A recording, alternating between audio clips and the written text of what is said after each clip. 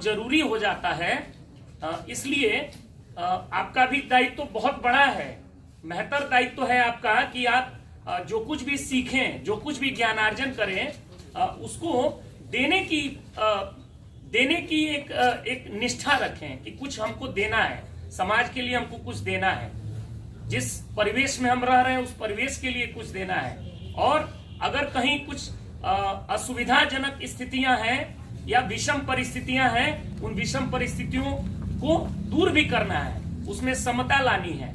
क्योंकि दिनकर ने कहा था, शांति नहीं तब तक जब तक सुख भाग न नर का सम हो, नहीं किसी को बहुत अधिक हो, नहीं किसी को कम हो।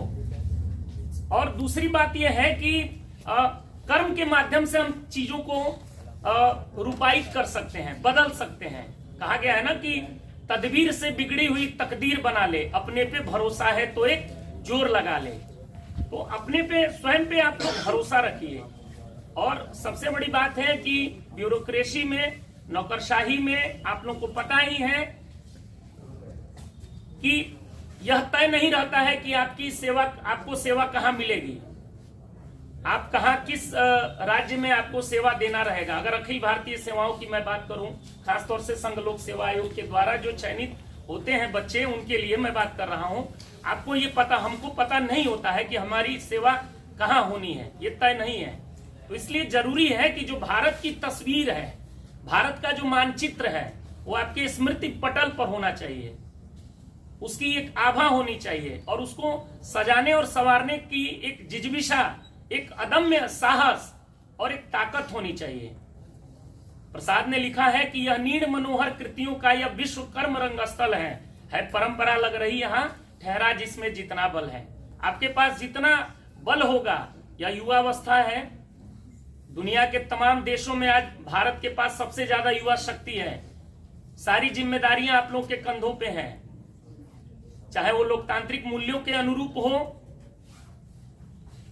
या यह जो सेवाएं हैं, चाहे वो प्राइवेट सेक्टर हो चाहे गवर्नमेंट सेक्टर हो, दोनों सेक्टरों के माध्यम से हम कहीं ना कहीं भारत भूमि की सेवा करते हैं, करोड़ों जनों की सेवा करते हैं। तो ब्यूरोक्रेसी में ये देखा गया है कि कई एक जगह कई एक सूचनाएं अखबारों के माध्यम से मिलती है कि यहाँ भ्रष्टाचार है, यहाँ ये घोटाले हैं। तो ये दायित्व तो बनता है।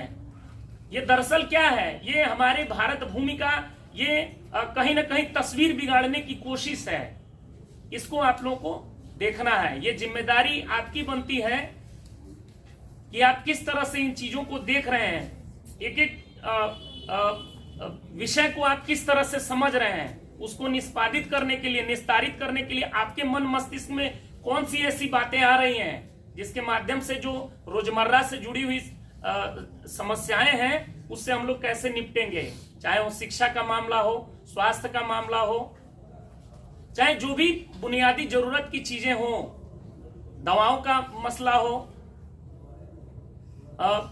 जो खाने पीने की चीजें हैं उसमें मिलावट का मामला हो। तो ये जो सेवाओं का जो निर्माण किया गया है बुनियादी तौर पर, उसको किस तरह से आपको निर्वहन करना है, उसका निर्वहन करना है सेवाओं में आने के बाद और सेवाओं में आने के पहले। क्योंकि आप इस मंच के माध्यम से आप लोग अपनी तैयारी को अंजाम देती हैं या देते हैं, तो इसलिए जरूरी है कि वह जो सेवा है जिसके लिए आपने उद्देश्य बनाया है, जिस क्षेत्र में आप जाना चाहते हैं, तो उसकी पूरी संस्कृति को समझिए, उसकी प्रकृति को समझिए, तो उसका क्या प्रकृति है और फिर भूमिका क्या है उसकी समाज में। इन तीन बातों को अगर आप लोग ध्यान दें तो मैं समझता हूं कि जीवन के जिस क्षेत्र में आप लोग जाएंगी अपना महत्तम योगदान दे पाएंगी। मुझे बहुत जानकारी नहीं है इस मंच के बारे में, जैसा कि बच्चों ने बुलाया, मुझे बहुत अच्छा लगा, आप सभी ने मुझे सुना, इसके लिए मैं बहुत बहुत धन्यवाद ज्ञापित करता हूं। पुनः